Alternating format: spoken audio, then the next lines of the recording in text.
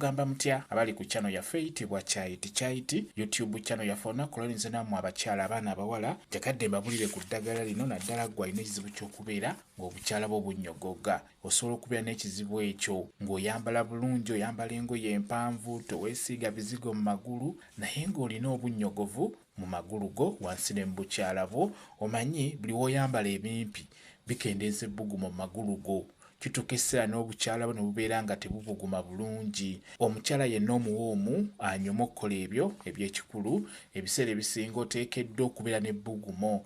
Ebbugumo lireetera omukyala okubeera omulungi okubeera omuwoomu mu nsonga ezo ez'ekikulu. N'olwekyo fuba okulaba weewale ebigenda okukuleetera okufuna obunnyogovu mu magulu go wamu ne mu bukyala bwo. Ng'ekisooka buli w'oyambala ennyo engoye ennyimpi n'oziyitiriza kijja kuviirako okufuna obunnyogovu.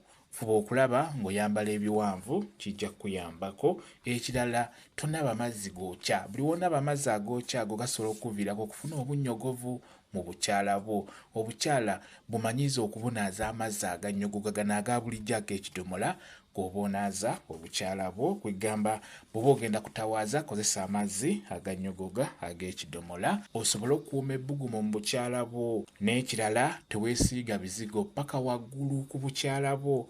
Ebizigo ebyo bireetera omubiri guno okutuuka essira ne gubeera nga tegukyalina bbugumu naddala mu bisambi. Bw'oba weesiiga ebizigo kyandibadde kikulu n'obikomya ku maviivi okudda wansi.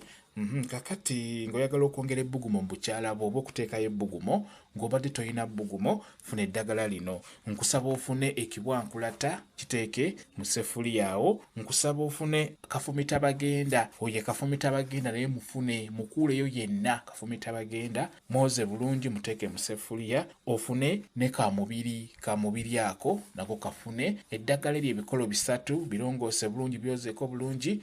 Teeka mu ssefuliya teekamu amazzi teeka ku kyoto tokosa. Bwe lijja liggyeeko liteeke wansi lisigalemu kibuguumirize. Funa akasengejja lisengejje bulungi n'oluvannyuma nkusaba obeere ng'otawaaza eddagala eryo. Litawaaze eryo ly'ofumbye toolako katonotono nga bw'otawaaza toolako nga bw'otawaaza. Tawaaza ng'amazzi ago gayingiza munda. Obukyala bwonna bunaaze ne kungulu kwonna beera ng'onaazaako amazzi ago nga bw'ogatawaaza ne munda. Kigenda kukuyamba gwe atalina bbugumo ogenda tutandika okufuna ebbugumo olw'ensonga nti eryo ddagala nnyo ku nsonga eyo ey'ebbugumo. Gwe ataliina ng'oli bulungi fuba okulaba ng'olikuuma. Ogenda ddikuuma otya? Ekikulu kya byonna toyambala bimpi toyambala bumini yambala engoye empanvu. Kigenda kukuyamba okukuuma ebbugumo mu bukyala bwo wamu ne mu magulu. Ekyamazima omukyala alina ebbugumu abeera anyuma bulungi nnyo. Omusajja wanaakulyako agenda kunyumirwa agenda kwagala. Mwekoleko saaviisi ku nsonga eyo ey'okwongera ebbugumu mu bukyala bwammwe. Kambe WhatsApp namba yange osobola okumbuuza nja kwongera okunnyonnyola ku vidiyo eno. WhatsApp namba yange eri 0778734 yeeyo WhatsApp namba yange. Mwebale kubeera ku channel yaffe eyitibwa Chaiti YouTube channel yaffe. Kyembasaba mugende mu maaso n'ogyegattako mubeere bulungi mweraba.